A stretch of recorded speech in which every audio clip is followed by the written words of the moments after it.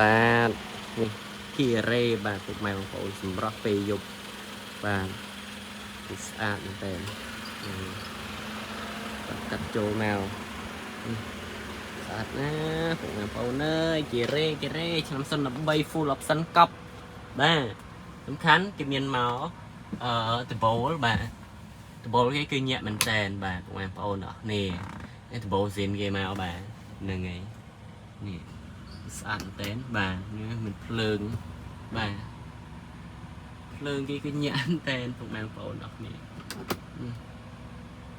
ភ្លើងដូចភ្លើងចូល KTV អញ្ចឹងពុកម៉ែបងប្អូននេះ LED ធំមកល្វែងក្រោយមកបាទនេះស្អាតណាស់ពុកម៉ែបងប្អូនពេល Smart Key ឆ្នាំ03 full option មានអេក្រង់បាទហ្នឹងហើយបាទហើយអានេះជាកុងទ័រ digital ទៀតបាទហ្នឹងហើយនេះវាស្អាតណាស់ពុកម៉ែបងប្អូនអរគ្នានិយាយទៅឡននេះស្អាតលះមែនទែនបាទទាំងខាងក្នុងខាងក្រៅបាទហើយនំ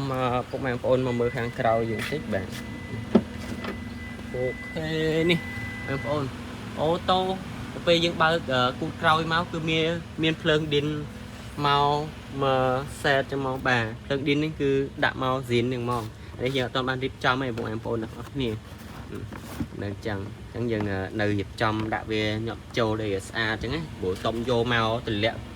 មកថ្មីអត់បានរៀបឲ្យមិនស្អាតទេសំខាន់នេះអបលឺគេបាសតាមមកដល់ខាងក្រោយបាទខាងក្រោយខាងក្រោមខាងមុខអីគឺស្អាតមែនតើបងប្អូនអរគ្នា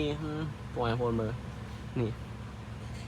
ស្អាតមែនតើខ្ញុំស្រឡាញ់ខ្លាំងមែនតើបាទបងប្អូនអរគ្នាអញ្ចឹងចង់បានគេរេមួយគ្រឿងនេះតាក់តងមកលឿនបើថាបងប្អូនតាក់តងមិនលឿនទេគេយកអស់ហើយបាទស្អាតណាស់បាទ